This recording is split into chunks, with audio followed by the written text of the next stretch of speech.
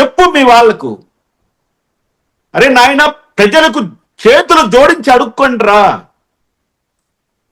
ప్రజల మన్నన పొందండి, 2 చేతులు జోడించి తప్పులు క్షమించండి, మీ ఇంకోసారి ఈ తప్పులు చేయమని ప్రజల ముందర నిలబడితే ఎవరైనా కనుకరిస్తారేమో.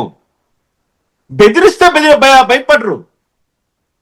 ఎందుకంటే ఇదేమి నియంతృత్వ రాజ్యం కాదు కదా, నువ్వు తప్ప ఇంకొకరు లేరనుకోవడానికి. నువ్వు కాకపోతే బ్రహ్మాండమైన నాయకులు ఈ పక్క కూటమిలో ఉన్నారు. చంద్రబాబు నాయుడు గారు ఇప్పటికీ యాక్టివ్గా ఉన్నారు, పవన్ కళ్యాణ్ గారు యాక్టివ్గా ఉన్నారు, ఆయన విజ్ఞతతో ప్రవర్తిస్తున్నారు. యువ నాయకుడు నారా లోకేష్ గారు ఎక్కడ లేని విధంగా రాటుదేలిపోయారు ఆయన. అటువంటి దిగ్గజాలతో నువ్వు పోటీ పడాలంటే నువ్వు ప్రజల పక్షాన నిలబడాలి, ప్రజలు నీ అంట బలంగా ఉండాలి. ఈ రఫా బ్యాచ్ కాదు. నువ్వు నేను పాదయాత్ర చేస్తే మళ్ళీ సీఎం అయిపోతావు అనుకుంటున్నాడేమో పిచ్చోడు. నిజం అంటున్నా, నేను మళ్ళా పాదయాత్ర చేస్తాను, నేను పాదయాత్ర చేస్తే మళ్ళా ముఖ్యమంత్రి అయిపోతానేమో అనుకుంటారు. రోజులు మారిపోయాయి జగన్మోహన్ రెడ్డి.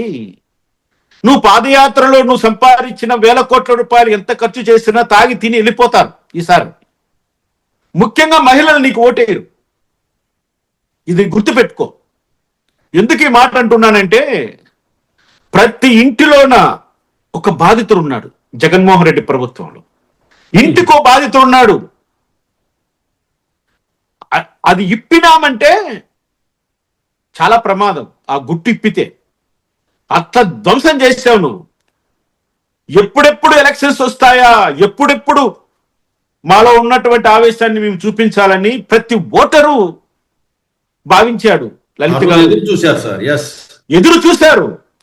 అంతగా ప్రజల్లో నువ్వు విలన్ అయిపోయినప్పుడు, ప్రజల దృష్టిలో నువ్వు ఒక్క నరహంతకుడు అయిపోయినప్పుడు ఎలా నిన్ను మళ్ళీ ముఖ్యమంత్రి చేయాలనుకుంటున్నారు?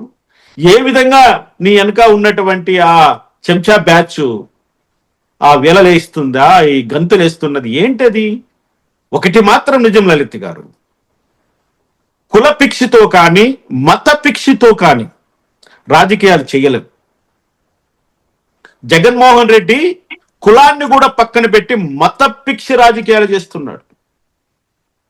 ఒక మతాన్ని అడ్డం పెట్టుకొని రాజకీయాలు చేస్తున్నాడు.